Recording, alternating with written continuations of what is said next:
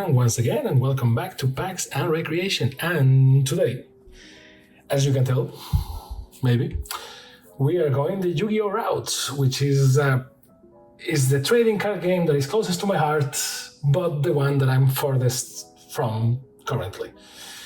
For reasons mostly, but I started this whole adventure with Yu-Gi-Oh, and we're going to continue with the maximum Gold El Dorado. The gold rush continues and is basically a big waste of cardboard. Not because of the cards themselves, you will see in a second. It just says, well, delivers more beauty and style with the new premium gold rares. Each premium gold rare card boosts golden outlines. Basically it's gold. And each box has 4 boosters with 7 cards each and 2 premium gold rares and 5 gold letter rares. So why I say that this is a waste of cardboard, you will see in a second, and the reason is super funny. I love Yu-Gi-Oh! Yu-Gi-Oh! Is the first trading card game that I played, this quote seriously, and the fault is the anime. As you may know by now, I'm a big weeb, so that was since the beginning. However, Yu-Gi-Oh! As it went on, it kind of lost me, and now it's easier for me to play Magic, or Pokemon, or anything else than Yu-Gi-Oh! Because, yeah, man, what the hell with the power creep? Now, but it still has the strongest place in my heart. So, and Konami knows this, and you will see. So, this box is super pointless. It's the worst box ever because you open it, and it has 4 boosters, and you're paying for the box, not so much for the boosters, because it has 4 boosters, and they are in a blister. Like, this is the most wasteful packaging ever. With Pokemon this happens a lot, but it's like to make it enticing or something. But here, look at all this.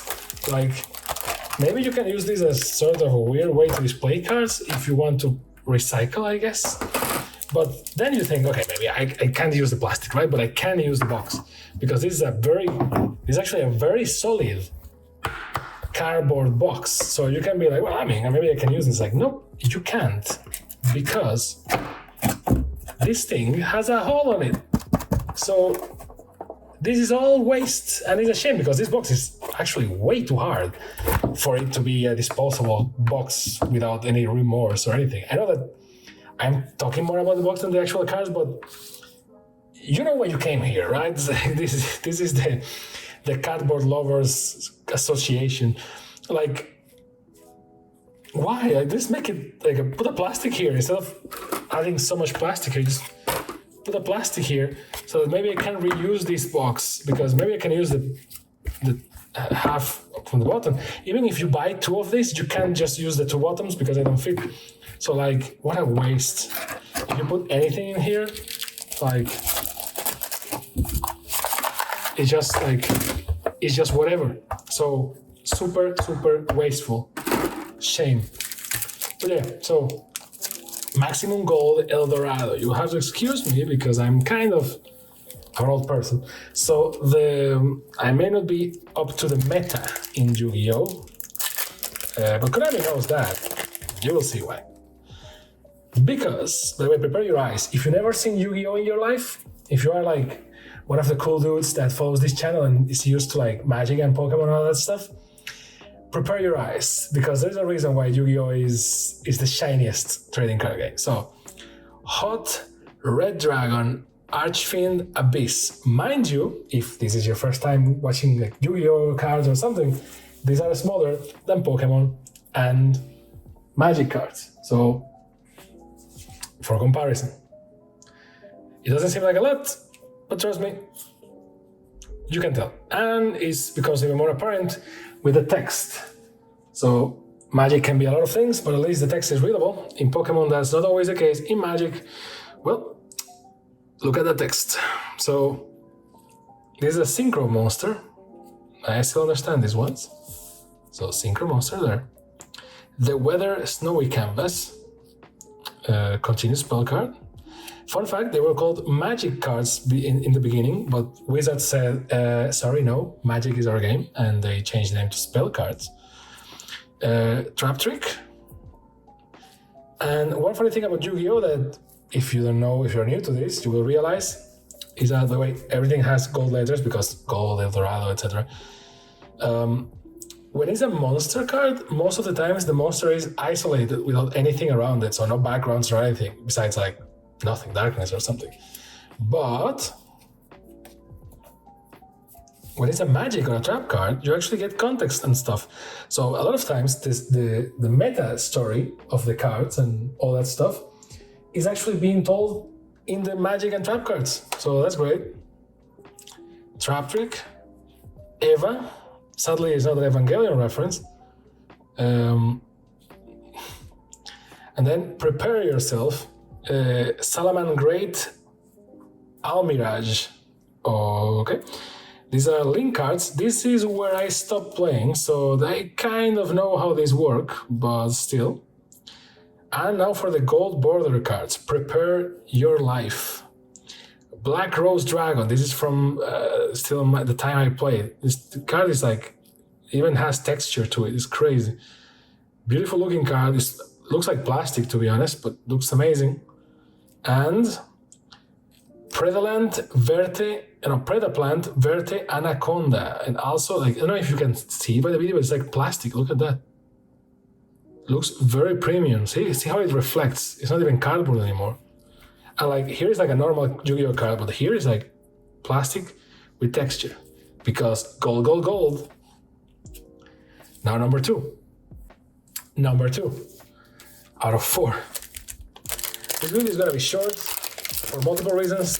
I don't feel like reading the cards to you because there's a lot of text and Pendulum. Like I think I stopped playing in Pendulum, not so much in Link. Yeah, and Konami kind of knows. That's why they started with the Dual Links and all that stuff. And Dual Links is basically like super simple Yu-Gi-Oh! And even Dual Links now is broken again. So like they because they want to sell cardboard, right? So they power grip, and they just add cool shit to it because of the anime series. If you think that your card has a lot of text, look at the Pendulum monsters. You have one box, and then you have the second box, and Zeranu Secret of the Yang Zing. Number 3, Numeron Gate Trini. This is an XYZ monsters. I actually like this concept. It seemed more or less broken at the time, but I like them. Fireball Dragon. Yes, all the Link cards are kind of more or less computer themed because that was that generation of Yu-Gi-Oh! Golden Land Forever. Makes sense and thematically appropriate with the boosters that we're opening. Hita the Fire Chamber Ablaze. Nice. Ooh, Ultimate Conductor Tyranno. Look at that beautiful card. Now look at that amount of text. Can I even zoom it? Cannot be normal summon / set. Must be first summon, special summon from your hand by banishing 2 dinosaur monsters from your graveyard. Once per turn during the main phase, quick effect, you can destroy 1 monster in your hand or field, and if you do, change all face-up monsters your opponent controls to face-down defense position. This card can attack all monsters your opponent controls once each. At the start of the damage step, if this card attacks a defense position monster, you can inflict 1,000 damage to your opponent, and if you do, send that defense position monster to the graveyard. Jeez, yeesh. Okay. And Twin Twisters, also very nice looking. I don't know if this card's even legal to play with. I mean, this looks like, it's so shaded that it looks fake. Or the third booster, sorry, not fourth. I think it's a side effect also of the anime because it happened in the original one, Microcoder, that they called Talker. That's from Metal Gear, that's cool. Psy Framelord Omega, that the cards will do so many reverse engineer things. El Dorado Adelantado. What the hell? That's from the same thing from Golden Land Forever. Black Dragon, Collar Serpent.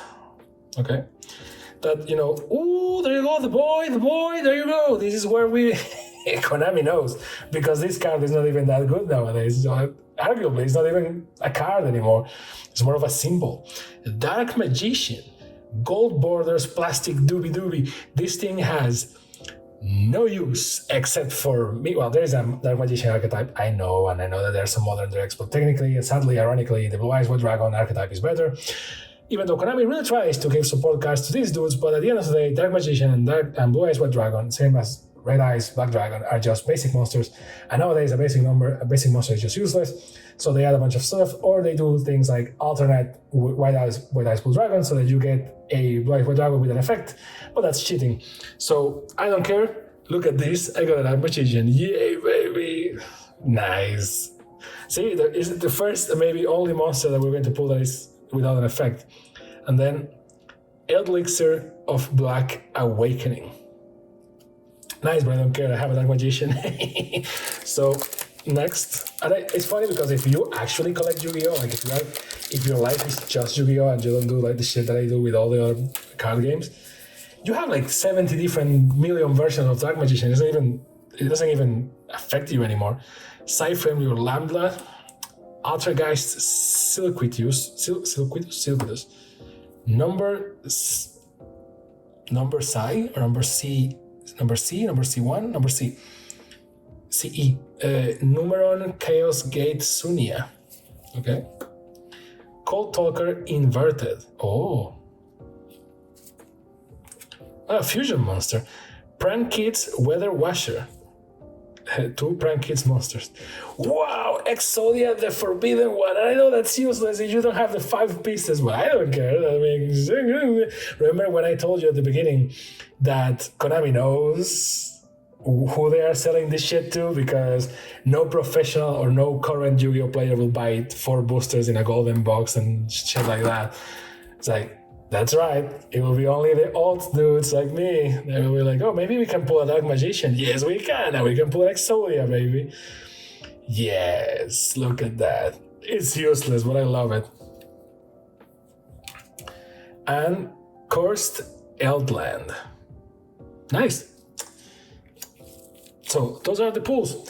Was it worth it? I don't know. For me, it was. I have Exodia and I have Dark Magician, so I can ask for more. I'm just an old person having fun opening cards from a different time in Yu-Gi-Oh! When quite literally all kids just bought the Blue Eyes White Dragon deck because it had the Blue Eyes White Dragon and it was the strongest monster ever. And remember, when the anime first aired, even though it had the weird 4-kid censorship that, the guys just pointed at each other because the guns were censored, they were in the dual island. So in the dual island, you can just summon anything. You didn't have to sacrifice or anything. Even though the manual that came with the starter decks, that was an actual manual, not the ones that Magic the Gathering does. It was an actual manual. The manual actually taught you how to play, but no one read that shit, and even less if you were in a country that didn't speak English, so the cards were in English, and if you were a kid, which was the case for most people, you were like, yeah, whatever, it's like in a TV show, right? And just like boom, boom, boom, boom, and you will just do the effects that you did in the TV show, and those things were like freaking crazy,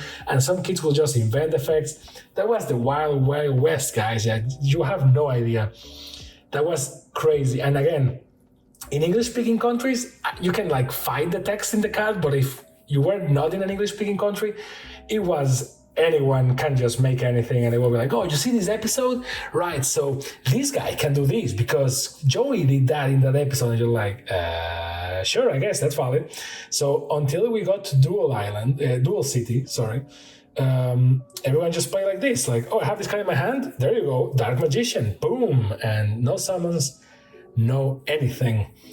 F me. So I actually read the manual back in the day and I was like, hey guys, this is not how we're supposed to play, and no one cared. Obviously there was a season 0 of Yu-Gi-Oh, but no one saw that as well. We only saw the Pegasus arc, and it was kind of balanced because you could only summon 1 monster per turn, right? And you can only attack monster to monster, not directly to the life points, and that's why you only had 2,000 life points, so it was kind of balanced.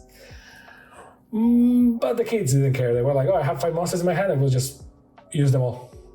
And that's it. And obviously, well, if you had the Blue Eyes White Dragon, you had the best monster. Because 3,000, right? So, and the decks from Yugi and Kaiba were not the decks from Yugi and Kaiba. It will take years for us to get anything closer to the decks from Yugi and Kaiba.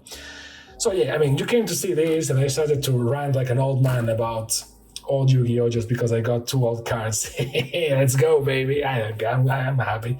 Konami, stop it! You know how to ring my bell and all the other old people's bell, I guess. So yeah, let me know what you think about these pools, and if you're an actual pro Yu-Gi-Oh player or like current Yu-Gi-Oh player, please let me know if these pools are good. Please, honestly, please. I don't know. But I like these cards. So, yeah. Is it worth it? Nah, not really. Unless you are like super lucky and you pull cards from your childhood. I don't think it's worth it. But hey, let me know in the comments. Thank you very much for watching. Thank you very much for your time. I hope you have a great time and a great day. See you next time on PAX and Recreation. It's time to do duel.